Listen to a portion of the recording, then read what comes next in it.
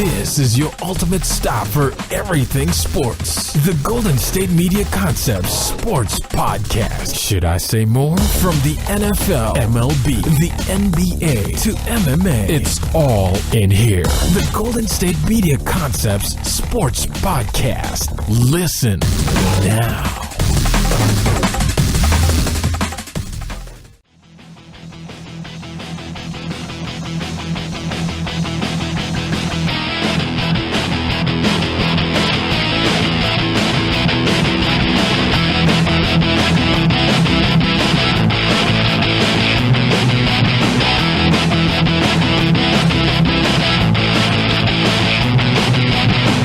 Alright, and welcome to the GSMC Sports Podcast. This episode is brought to you by the GSMC Podcast Network, and as always, I am your host, Jesse Tapia. Alright, it is Thursday, April 19th. We are now through all the Game 2s of the NBA playoffs. Obviously, we're going to be talking about the games that were played last night. For the first segment, though, we're going to be talking about the Cavs-Pacers game. Just going to make the first segment about that one.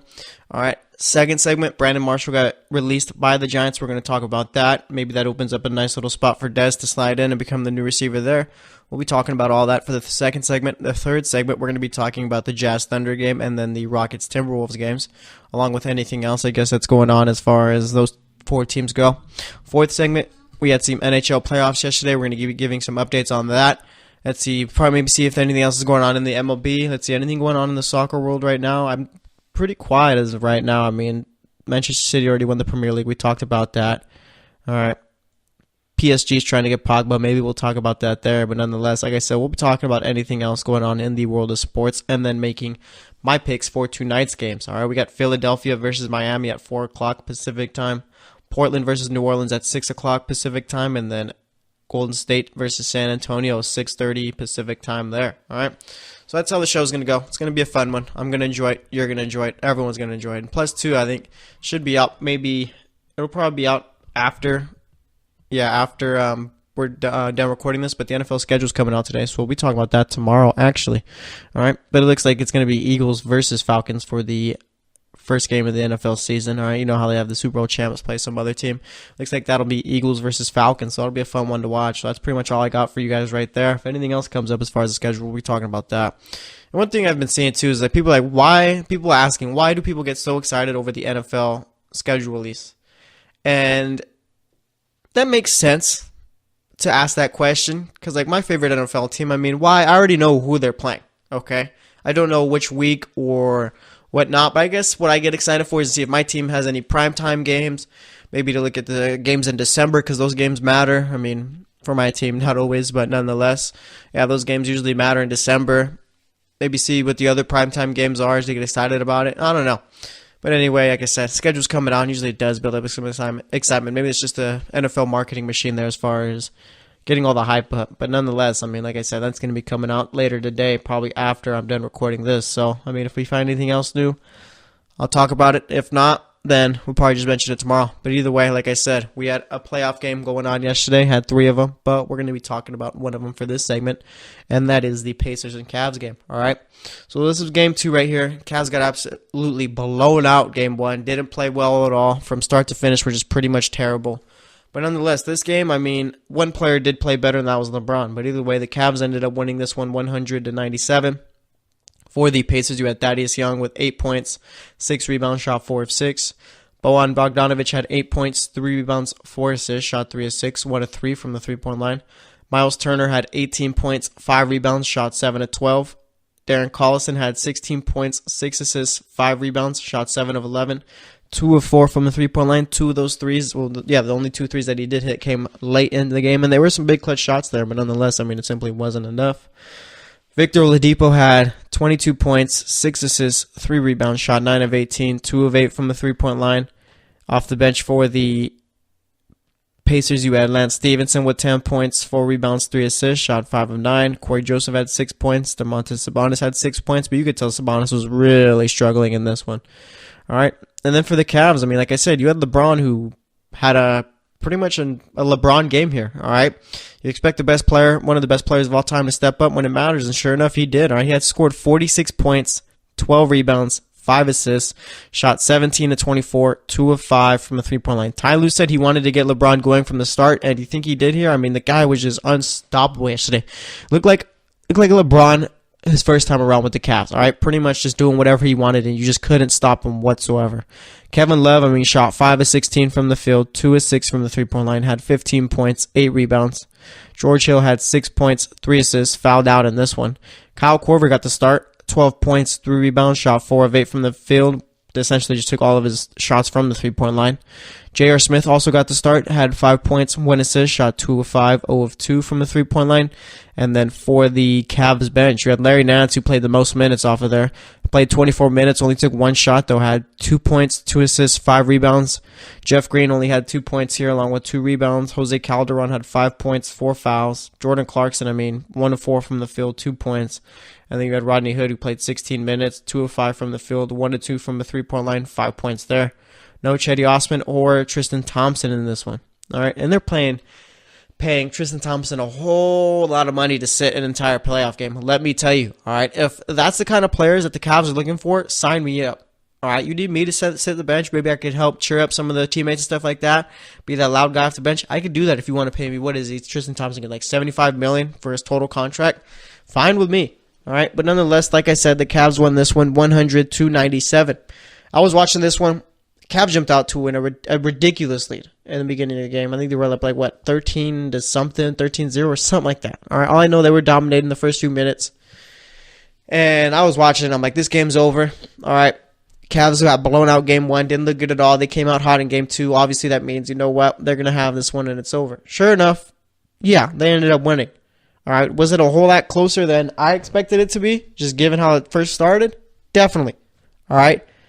I mean, it's a blowout the first half or so. All right, I drive home, get there, turn the game back on, and Indiana EC starting to chip away, starting to come back, and sure enough, I mean, they only lost this game by 3 points. All right, it's a matter of if Oladipo maybe hits 1 more 3, they tie it.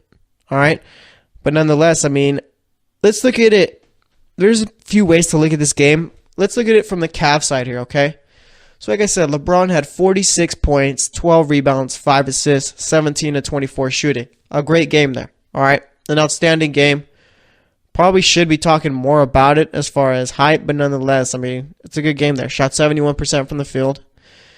And you figured, okay, the Cavs played better. They won. The whole team played better, right? Not really. If you pay attention to the stats, I mean, no one really stepped up. All right. Kevin Love had 15, shot 5 of 16 there. George Hill, only took 3 shots. Korver took 8 shots, all of them from the three-point line. Hit 4 of them, had 12 points. J.R. Smith got a start, but he didn't really do much. Only had 5 points. Larry Nance only 2 points. Jeff Green only 2 points. Calderon only 5 points. Clarkson only 2 points. Rodney Hood only 5 points. And not to mention, Kevin Love got hurt at the end of the game, and he hurt his left hand. I think that was the hand he broke. All right? I think that in order for the Cavs to make it far in the playoffs, you got to have LeBron have these kind of games every single night. All right? Because obviously with what I showed you, on paper it looks better if you're not looking at the stats. So you say, Cavs won 197. Defense looks a whole lot better. But it's just a matter of, if you look deeper into it, no one else really improved in game 2. All right? Especially if you might have Kevin Love out, which I'm just speculating here because of the fact that maybe they just held him out for the rest of the game. Because of the fact that, maybe you don't want to risk anything possibly. But it's like, look at it. He only shot 5 of 16. No one else really... I can say this, okay? Besides LeBron, nobody had a good game. All right? And even then, so, if you're looking, okay, they didn't score a lot of points. What was the most assists by someone? It was LeBron with 5, okay? All right, well, who was rebounding the ball? LeBron with 12. Kevin Love had 8, so I guess that's all right. Larry Nance only had 5 rebounds. All right?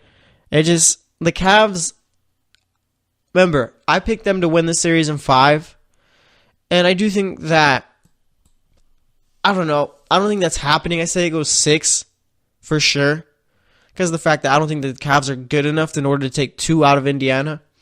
But nonetheless, it's just looking at it, it's like, yeah, you won, but who else is going to step up? Okay? Who is going to be the Kyrie Irving to that team? It's not going to be JR. It's not going to be Corver. It's not going to be Hill. It's not going to be Hood. And it's not going to be Clarkson. All right? LeBron is literally going to have to take it back a few years, and he's going to have to just simply dominate every game. All right? And he's in his 15th year of his career. Do we think that LeBron can still do this? All right? I'm not too sure. The Cavs are going to be putting a whole lot on LeBron in the series. And even then, let's look at it this way, okay? Let's say that LeBron gets them through this Indiana series, and you could tell that no one else is really playing well, and it's more so LeBron just having these monster games. Are they going to be good enough to beat Toronto? All right, a team who is better than the Pacers, who is a step up from the Pacers? Are we sure about that? How about even Philly or Boston? Okay?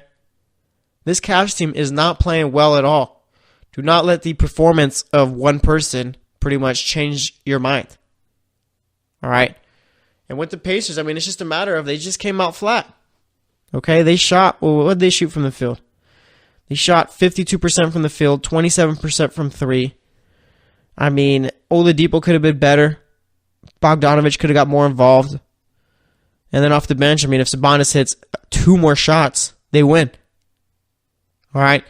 So I think this game is going to take some heat off of the Cavs back. But nonetheless, this is something we need to pay attention to. And I'm not trying to be a Cavs hater by any means or anything like that, because of the fact that I thought for the game and stuff, I figured that the Cavs played well. But if you look deeper into it, it's just like LeBron had a huge game. Let's say LeBron goes for 35 points. The Cavs lose by 8 points. All right? If LeBron just has a 35-point game, 12 rebounds, 5 assists, that still isn't enough. Okay, LeBron had to go out and put 46 points up on Indiana in order for the Cavs to beat him by 3. All right? And the Cavs were up big in the first half. Again, not trying to be a Cavs hater by any means, but this is something that we need to pay attention to. Okay? I'm not saying I'm rooting for Cleveland, but I'd like to see them do well. I'm very curious to see how they go about this, but nonetheless, like I said, if it's going to take 46-point performances from LeBron in order to get it done by 3 points, then I don't really like your chances going forward. All right? And how often are the Cavs going to play good defense like this? Who knows? Okay? But anyway, I just wanted to give my thoughts on that. Very intriguing game there. But nonetheless, Cavs got the job done, so you can't really talk bad about it too much. So we're going to wrap it up here. Next up, like I said, the New York Giants ended up releasing Brandon Marshall. What's next for him? Maybe what's next for Des Bryant? Who knows? So stay tuned, and we'll be right back. Are you looking for the very best NFL and college football podcast? Then check out the GSMC Football Podcast. Get the latest football news both on and off the field. From the NFL Draft to trades to the rumor mill to the NFL Combines, they got you covered. That's GSMCpodcast.com/football-podcast. Get updates on college rivalries, game day insights, and much, much more. It's football talk the way you want it. This show eats, sleeps, and breathes football. Don't forget to like them on Facebook and follow them on Twitter. Visit GSMCpodcast.com for more info.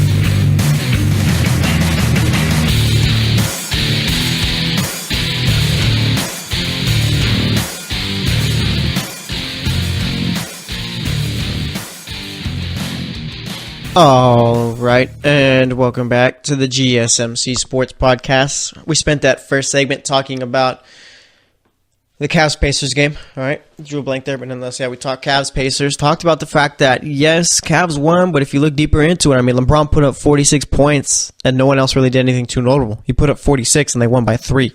Okay, barely even broke 100. So, I don't know. I don't think that's really sustainable, but nonetheless, we're just going to have to wait and see how Game 3 goes. And I think Game 3 should be on like Saturday, Sunday, depending on how many days of rest they're going to be giving them. But nonetheless, I mean, you can't really knock the Cavs for winning. And as far as the Pacers go, I mean, weren't really on their A game at all. Clawed back and only lost by 3. So I guess that's a silver lining there for them. But nonetheless, like I said, we're going to be talking about the other 2 playoff games that went on last night, which was Wednesday night. In the third segment, we had Utah versus Oklahoma City, Houston versus Minnesota. And for this segment, we're going to head over to the good old NFL. All right, so Brandon Marshall, not the linebacker, the wide receiver. That's one of my favorite things, too. Twitter's always been a great place as far as sports and all that, but nonetheless, sometimes whenever Brandon Marshall's in the headlines or whatever, he does something wrong as far as drop passes or anything like that, they always tweet at the linebacker, Brandon Marshall. I think he still plays for the Broncos, right?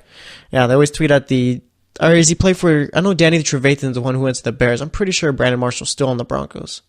All right, but nonetheless, they always tweet at that guy, so it's always funny to see because it's like, that's not me. Stop tweeting at me. I'm not the one who dropped these passes. But nonetheless, like I said, all right, getting back on topic. Brandon Marshall, okay, signed a 2-year deal last year with the Giants worth about $11 million. All right, been in the league since 2006. And not looking like, he did get cut. Got cut because of a failed physical. All right. And there he is. There it goes. It was supposed to be Brandon Marshall and Odell Beckham Jr., one of the best wide receiver duos, and we never saw it. Okay. And let's see. Giants are saving about $5 million by cutting him. So they got about 9 left in the cap. This pretty much opens the door for an NFC East team signing Dez Bryant, right? Like, would we agree on that? Like now, like there's an actual real chance of it happening? Because, I mean, there was probably a chance of it happening over in Washington, but I figure that if you're Dez Bryant, you don't want to go from one game-managing quarterback to another. All right? And even then, so, I mean, Alex Smith did kind of show last year that he could pretty much be an air-out type quarterback, but it's just a matter of it was one season, so there's that. All right? But, I mean, as far as Brandon Marshall goes, and it's kind of funny because he posted something on his Snapchat story, I think it was, saying that there was no room for Dez Bryant to join the Giants, and then a couple days later, if not the next day, I think it is, the guy gets cut. All right? And that's the good old NFL right there. All right? But nonetheless, I mean, before we get into Dez Bryant and all that, because we've been talking about him a lot lately, what's the market looking like for Brandon Marshall? Who's going to pick up a receiver that's been in the league since 2006 and, I mean, didn't really play a game, played 5 games last year and got hurt and got cut because he failed his physical? All right, and it's not like Brandon Marshall was doing much last year in those 5 games. I mean, he had 5 games, 18 catches, 154 yards, no touchdowns. All right. I mean, it's not great there, obviously. His catch percentage as far as the targets that were at him was about 54%. Okay. And it's just like with Brandon Marshall, like I said, I mean, the guy's been playing for, 10 years already? Just finished up his 10th year? Who wants to take a guy? He's like damaged goods pretty much. All right? Brandon Marshall at one point, yes, was a great receiver, and I'm very curious to see, would you consider Brandon Marshall a Hall of Famer? All right? Let's see. He has 959 receptions, over 1,200 yards, 82 touchdowns. Let me see. What's his all-time numbers looking like? Let's see if they got that on here. All right. Let me see if I can find it. Let's see if my fancy schmancy little Pro Football Reference site that I'm looking like. Let's see. As far as career receptions, he's 16th all-time, 3rd in active, 23rd all-time in receiving yards, 23rd receiving touchdowns. So he's not really top 15 in any stat. Let's see. All-purpose yards, maybe. We could find something there. 90th all-time in all-purpose yards. Frank Gore is like 12th, I think. All right. That's one thing. Would you take Frank Gore in the Hall of Fame or Brandon Marshall? I'm assuming that it's going to be Frank Gore. All right. And let's see. I mean, few Pro Bowl years. How many years did he go to the Pro Bowl? He went to the Pro Bowl 1, 2, 3, 4, 5, 6 times. Was a first-team All-Pro 1 year with Chicago. All right. And I don't know. I just don't think that there's much left out there for Brandon Marshall. All right. I mean, he's had a great career, and I'm not saying he's going to retire. He's probably going to end up on a team, but I mean, who really right now needs a receiver that badly? Like, maybe you see him end up with a team like Baltimore, but I feel like Crabtree's more of a possession type of receiver. Marshall's more of a red zone threat type of guy. But there's not really much of a big difference between the two, right? Even then, so I think you could say Michael Crabtree is a red zone receiver too. So they're the same type of receiver. You'd basically be having the same player on both sides, just one is younger and healthier. All right. Actually, yeah, let me see who really is looking for a receiver right now, because I'm very curious. I mean, you head over to the NFC East, no one's going to be taking him. NFC North, anyone need a receiver there? Maybe the Bears take a flyer on him. I mean, you put him up next to Allen Robinson, that gives Mitch Trubisky even more weapons to throw to. Green Bay, possibly. I guess there might be a little bit of a market for Brandon Marshall. I mean, let's see what Brandon Marshall did the year before that with the Jets. Okay, so 2016, only had 59 receptions, 128 targets, 788 yards, only 3 touchdowns. 2015 had 109 catches, 1,500 yards, 14 touchdowns. All right. So Brandon Marshall isn't really it's been 2 years since that 2015 year, but nonetheless, I mean, he's not that far off removed from a big year like that. All right. And if I'm looking at his stats right now, I mean, 2007 he had over 1,300 yards. 2008 he had over 1,200. Let's see. 2011 with Miami he had over 1,200. 2012 with Chicago had 1,500. 2013 had nearly 1,300. And then 2014 is where his last year with Chicago, he only had 721 yards, 8 touchdowns. And 2015 when he had that huge year right there. And I think that 2015 year, the 2012 year, we had 108 catches and 1,500 yards, 11 touchdowns was probably his best year there. But nonetheless, like I said, I mean, the Packers would be a nice little spot for him possibly. Carolina, I could see that working. I mean, let's see, in the NFC West, San Francisco needs a receiver, but Brandon Marshall wasn't that guy. Maybe Seattle, because then they lose Paul Richardson, I think it was. Head over to the NFC East. There's no reunion in Miami happening anytime soon. New England, maybe? New England doesn't really seem to be like the type of team that'll take pretty much old goods, damaged goods. They're always the ones who seem to cut it right before they go bad. So I really don't see that happening. He's not going back to the Jets. The Bills need receivers. Maybe that's a possibility there. You trade up, draft a quarterback, sign a guy like Brandon Marshall. AFC North, like I said, Baltimore could be an option. No one else there. AFC South, I doubt Houston. I doubt Indianapolis. I'm going to say no one. Jacksonville, maybe Tennessee, but him and Corey Davis are pretty much the same type of receiver. AFC West, he's not going back to Denver. Kansas City, they got Tyreek Hill. I haven't replaced Albert Wilson, though, but Albert Wilson was a slot guy. Los Angeles, no. Oakland, doesn't seem like their real style right now. So, yeah, there's only a few teams left in the league that I could see Brandon Marshall ending up with. That's one thing I'm going to be following, too, all right? If Brandon Marshall ends up like a Green Bay, maybe we could see his career go a little bit back up. Maybe even in New England, possibly. I mean, him on New England could kind of be like how Randy Moss and Tom Brady were that one year. I don't know. Who knows? But either way, like I said, Giants cutting Brandon Marshall does open up a need now. All right. You're not sure really what's going on with Odell Beckham Jr. At one point, they were trying to actively trade him. Now it's just a matter of, looks like he's just stuck there, and looks like they might just have to pay him, which I don't really see as a problem because of the fact that I think he's a top 5 receiver when he's out there. All right, but there is a certain receiver who was recently cut by the Dallas Cowboys who has made it publicly known that he would like to play the Cowboys twice a year. All right? And I'd say so within the last few years, the Giants have been the Cowboys, one of their bigger rivals. And I'd like to say that I think Dez Bryant could fit in there. I don't know, could he fit in? Because I remember I was talking about it, whether it was on Friday when he actually got cut, I think it was, or maybe on Tuesday's GSMC football podcast. Check that one out when you have the chance. I was talking about how Brandon Marshall, Dez Bryant, and Odell Beckham Jr. would be way too many egos in one wide receiver room. They cut one. Is Dez Bryant and Odell Beckham Jr. still two big egos in one wide receiver room? All right, is that something that the Giants feel they could handle? Is that something that Odell Beckham Jr. and Dez Bryant think could work out? All right, because obviously both at this point, no matter what you think, they both still think, well, Odell Beckham Jr. is, but Dez Bryant, I'm sure, still thinks that he's the number one receiver in this league. All right, as far as targets and all that, he should still be treated as such. All right. We probably don't think that. I think I still do. I still think that Dez Bryant could be a number one receiver.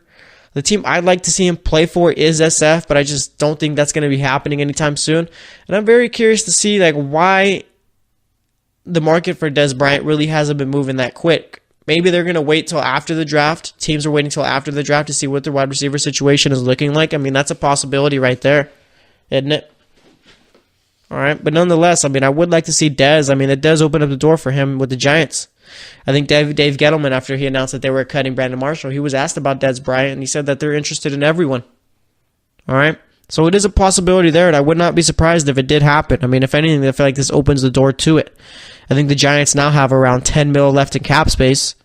Okay, I'm highly doubt that Dez Bryant is going to be getting any kind of big receiver money. If anything, it's going to be a one-year prove-it deal for Dez Bryant.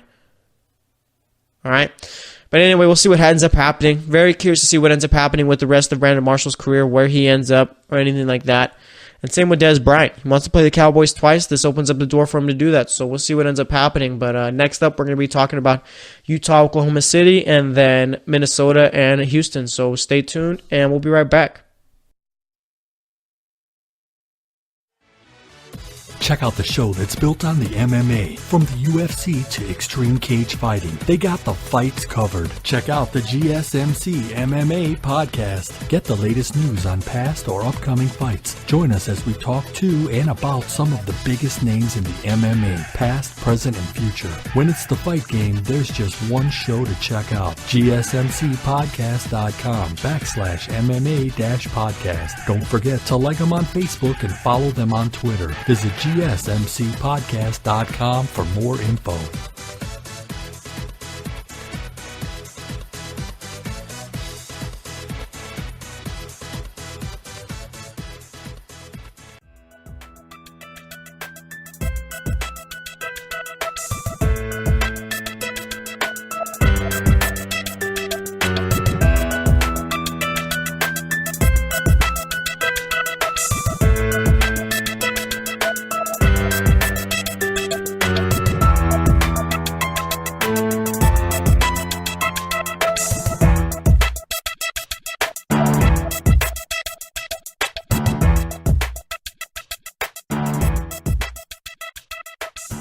All right, and welcome back to the GSMC Sports Podcast. So far today, we've talked Cleveland versus Indiana. LeBron James had a monster game yesterday, putting up 46 points, 12 rebounds, 5 assists. Rest of the Cavs didn't really do too much. Indiana, just really wasn't playing well throughout, and simply came up short because they ran out of time. All right, we're pretty much coming back in the fourth quarter, but like I said, just pretty much ran out of time, couldn't hit the shots when they needed. All right, so we talked about that. Second segment, we talked about Brandon Marshall getting cut by the Giants. Whoa, what a time it was for him over there. 5 games, had 18 catches, 154 yards, no touchdowns. All right, but nonetheless, now we're going to figure out what the market is looking like for a guy like him, and now we're going to figure out if Dez Bryant is going to get his wish as far as playing the Cowboys 2 games a year. All right, and that'd be fun because of the fact that I think the Giants are going to be a whole lot better than what they were last season, but it's just a matter of if you are going to bring on a guy like Dez Bryant, do you think that you're going to be able to manage that with a guy like Odell Beckham Jr. there? All right. Those guys both think they are top receivers, which I think they still are. All right. I think Dez Bryant just needed to change the scenery. But nonetheless, what if one guy only gets about 7 targets one game while the other guy is getting about 18? How is that going to work? You don't think anyone's going to be frustrated there? Who knows? All right. But nonetheless, we talked about that.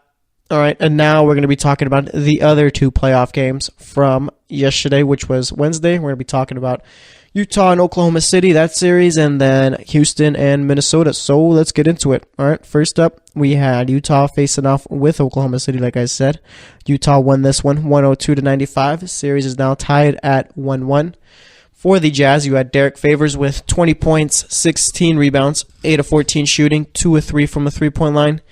Joe Ingles, I mean, really couldn't get anything going in this game. All right? You're watching him, maybe he's going to hit it here. Just couldn't get it going at all. Was 1 of 6 from the field, 1 of 4 from a 3-point line, only 3 points, 2 rebounds, 2 assists. Rudy Gobert had 13 points, 15 rebounds, shot 3 of 5. Let's see. Dude hit 7 free throws. All right? Dude was getting fouled quite a bit. Ricky Rubio had 22 points, 9 assists, 7 rebounds, shot 6 of 16, 5 of 8 from the 3-point line. Donovan Mitchell played really well. 28 points, 6 rebounds, shot 10 of 25. Did not hit a 3, though. All right. Did not hit one single 3. Was 0 of 7 from the field there. Jonas Jerebko had 10 points, 5 rebounds, shot 5 of 9, 0 of 2 from the 3-point line. Jay Crowder got 19 minutes in this one. I mean, didn't hit a shot. Only had a point. Was 0 of 3 from the 3-point line. Had 2 assists, 1 rebound, and then you had Royce O'Neal with 3 points. Dante Exum with 1. Not the greatest game by the Jazz, but nonetheless a game where their defense really stepped up. All right? Because we're going to look at Oklahoma City stats right here. I mean, Carmelo Anthony was 6 of 18 from the field. That's not great. 2 of 9 from the 3-point line. That's not great. 17 points, 9 rebounds. Paul George didn't shoot the ball well in this one. 6 of 21 from the field. 4 of 12 from the 3-point line. 18 points, 10 rebounds. Steven Adams had 9 points, 7 rebounds, 4 of 5 shooting. Fouled out in this one. Westbrook, 7 of 19 from the field. That's pretty much a given there. Dude's always going to miss around 10 shots a game, I feel. He had 19 points, 13 assists, 9 rebounds. And then off the bench, you had Jeremy Grant with 13 points, 6 rebounds, shot 6 of 10. And then Raymond Felton had 8 points in this one, shot 3 of 5. All right, no Terrence Ferguson in this one, didn't get any minutes. So with this series, I picked the Jazz to win in 5. Okay, that prediction is very still alive. But, okay, the only way the Jazz get there, winning in 5, is if they just play defense like this. All right, and I don't think it's necessarily really difficult to do that when you got the Thunder, who honestly, they don't even run like a real type of offense here. All right, Westbrook, it's more so I'm going to dribble. Let's see, 5 seconds left on the shot clock. I'm going to dish it out, hit your shot. All right. With the Thunder, I feel like they're more just so a team who's going to run the fast break over and over and over and over, and it's just like they don't get any half-court sets, I feel. All right? And maybe it's just a matter of they play too hard. Is that possible? All right? But it's just like with the Thunder. I mean, Melo really hasn't done anything so far in the playoffs. Paul George had a great game in Game 1. Game 2 was okay. Russell Westbrook, his game didn't really change from Game 1 to Game 2. He's going to chuck up a bunch of shots. He's going to hit some shots. He's going to get a near triple-double. That's what you can expect out of him. All right? And as far as the Jazz go, I mean, this game's very, very, very encouraging for you because of the fact that Donovan Mitchell, yes, he did play well, but it didn't hit a 3. All right? Joe Ingles didn't play well. Your bench was really non-existent except for Jonas Jerebko. But nonetheless, you still win by 7. All right?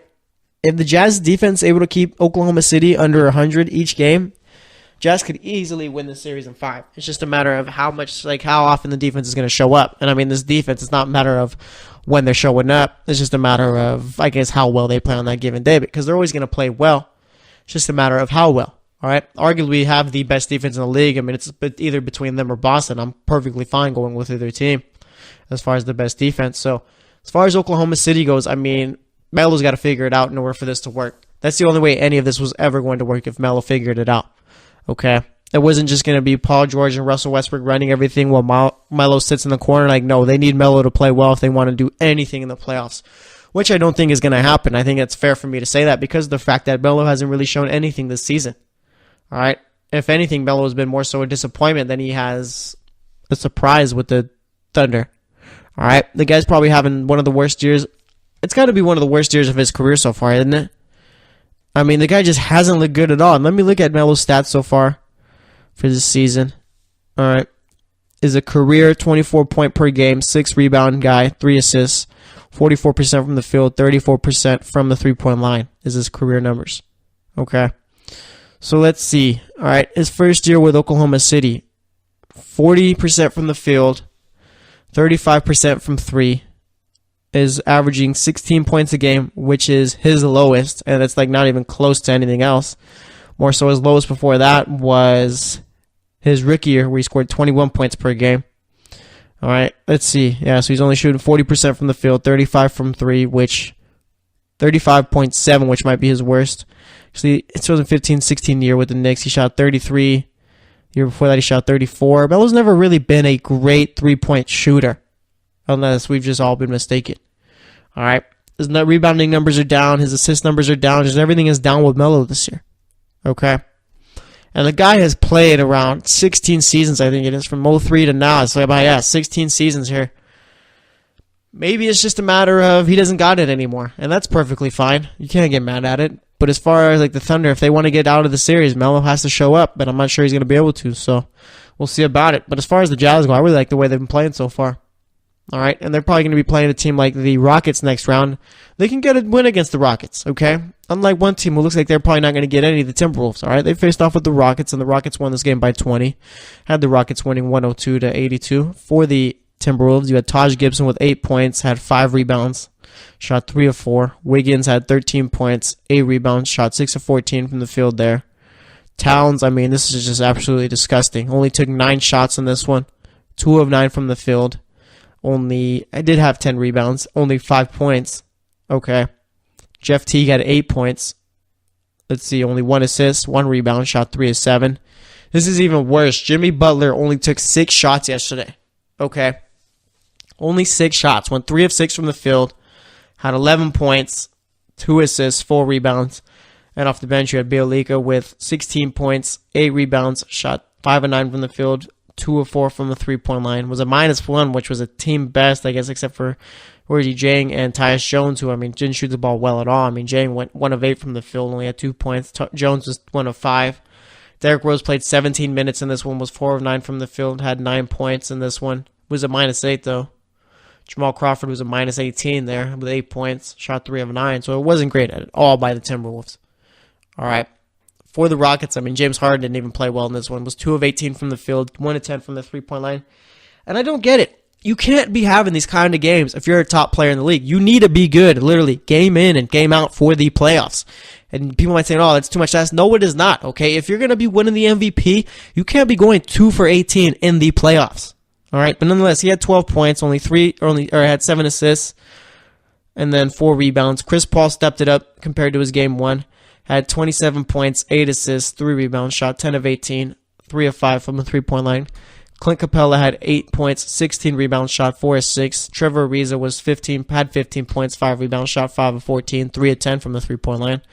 And then off the bench, you had Gerald Green with 21 points, 12 rebounds, shot 7 of 17 there, 5 of 12 from the three-point line. Eric Gordon struggled in this one just like James Harden, 3 of 13 from the field, 2 of 10 from the three-point line, 9 points. All right, and that was pretty much all that was notable there. I mean, neither team has really played well so far in these first 2 games. All right, the Timberwolves shot, well, what is it, 38%? Yeah, nearly 39%, 27% from 3. And then you had the Rockets who shot 36%, 30% from 3. All right, these teams really need to step it up, especially the Rockets. All right, you're talking everyone's been talking about, oh yeah, the Rockets, this is going to be the year possibly where someone beats the Warriors. Have the Rockets really shown you that they could do that with how they've played so far? Have they played like a team who can compete with the Warriors? The Warriors are without their best player, and they're absolutely blowing out the Spurs. And yes, I understand they have KD, Clay, and Draymond, but you can't lie to me telling me that they don't play worse without Steph. All right? The Rockets should be, obviously they blew them out here, but they should be playing a whole lot better. James Harden and Chris Paul should be having good games simultaneously. Not one has a good game, the other has a bad one. All right? So the Rockets really need to step it up if they want any chance as far as beating the Warriors. And if you're not playing well going into the second round, what do you expect to do against a team like the Jazz, who play great defense, or even the Oklahoma City Thunder, who could sneak up on you? All right? So the Rockets really need to get going. I mean, 2 for 18 from the field from James Harden is absolutely disgusting. That's inexcusable. And as far as the Timberwolves go, why is Jimmy Butler only getting 6 shots up in a game and Towns 9? That's on coaching right there. Okay, Tom Thibodeau needs to figure out a way in order to get those guys more shots, whether it's taking away shots from Wiggins or Rose or whatever, doesn't matter to me. But Thibodeau needs to find a way to get Butler and Towns more involved, because it's absolutely ridiculous that your 2 best players are only taking 15 shots combined. All right? So we'll see what they end up doing there. But as far as it goes, I mean, neither team has played well in the first 2 games of the series. If anything, this is probably the most poorly played series so far. All right? At least in Milwaukee, you got them sort of putting up a fight. The Warriors are playing good in their series, and it's just a matter of here. I mean, neither team is playing well at all. All right, so we'll see how it all ends up. But we're going to wrap it up here.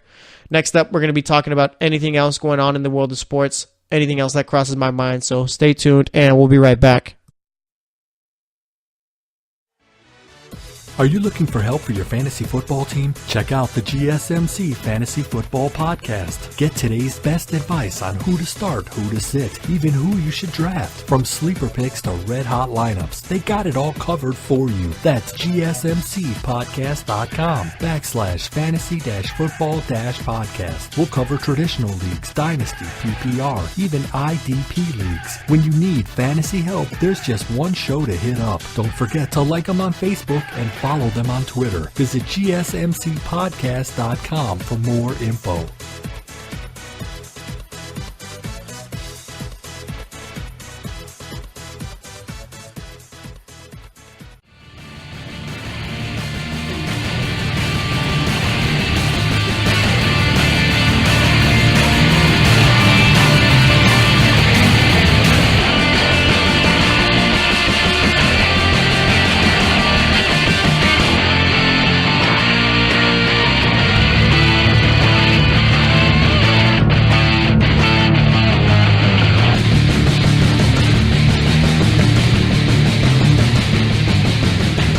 All right, and welcome back to the GSMC Sports Podcast. So far today, we've talked Cleveland, Indiana, that game. Game 2, Cleveland ended up winning thanks to LeBron. The series is now tied 1-1. Segment number 2, we talked about Brandon Marshall getting cut. That now opens the door for Des Bryant to arrive over in New York and play the Cowboys twice a year, just like he's wanted to. Third segment, we talked about the other 2 games that were played yesterday. Talked about the fact that it's kind of inexcusable for James Harden to go 2 for 18. I mean, I get that they won and stuff, but the dude's an MVP candidate. You need to play good every single game in the playoffs. I don't care if it's too much to ask for. It's the truth. All right, Chris Paul played well, and Tom Thibodeau really needs to figure out a way in order to get Jimmy Butler and Karl-Anthony Towns more touches in the game, because the fact that they're taking 15 shots combined is ridiculous. All right. But nonetheless, I mean, even with Tom Thibodeau, I mean, there's just not a well-coached team. I just don't think Tom Thibodeau is that great of a coach. Okay, playing your starting 5, 40-plus minutes a game, only using 3 players off the bench is like old school NBA, and it's just not going to work now. All right, Tom Thibodeau, the assistant, great. Tom Thibodeau, the head coach, not really a big fan of.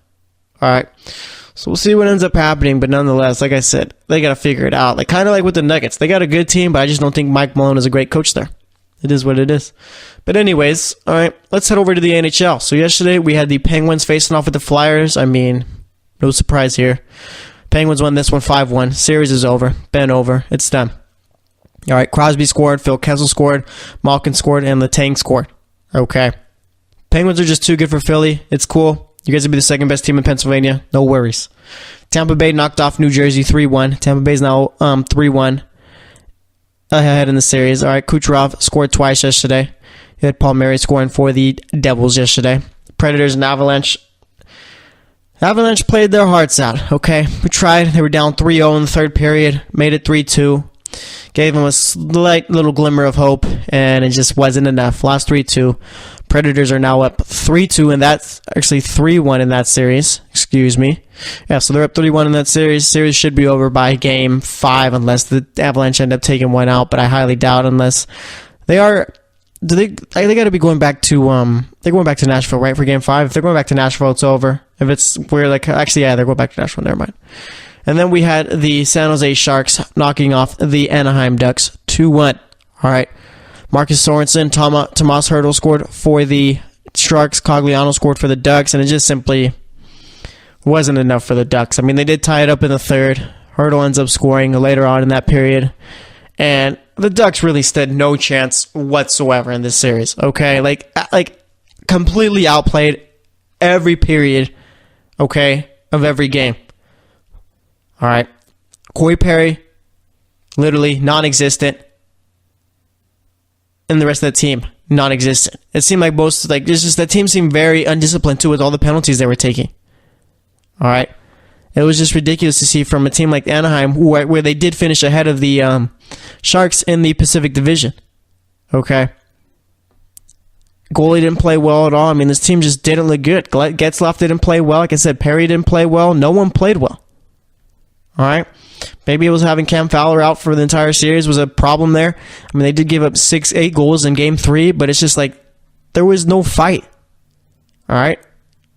But nonetheless, I mean, like I said, the Sharks are advancing there.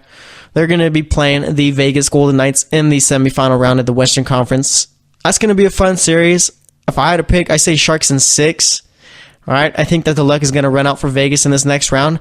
And then once the Predators end up knocking off the Avalanche, and Predators are up 3-1. They're going to beat the Avalanche. I think they're going to be playing Winnipeg there too. So it's going to be 2 good series. I'd like to see Nashville versus San Jose in the Western Conference Finals.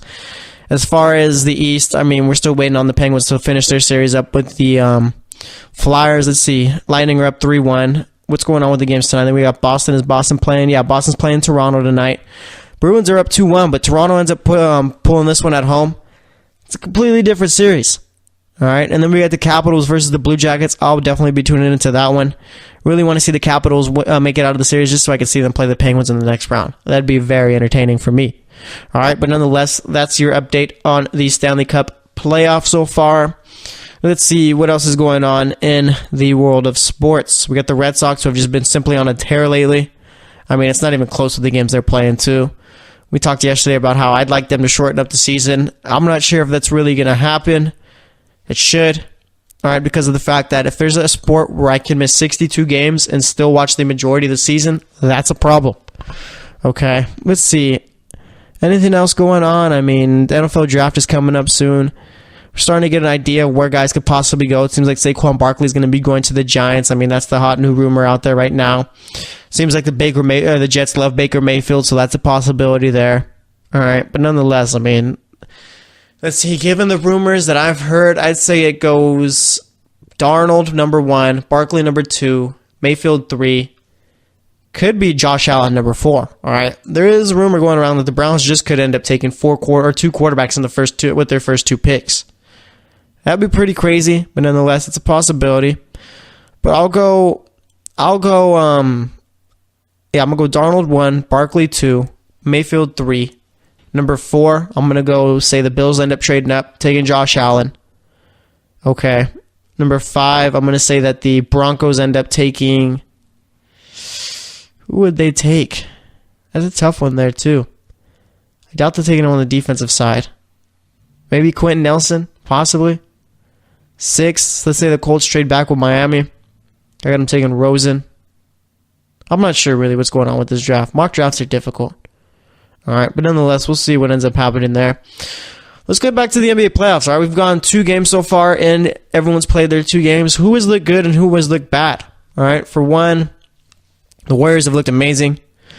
There's really no way the Spurs could stop them. KD's been playing well. Clay's been on a whole nother level. Draymond Green is doing the intangible stuff. And the bench, the bench hasn't really been great, but they're doing a job. Okay.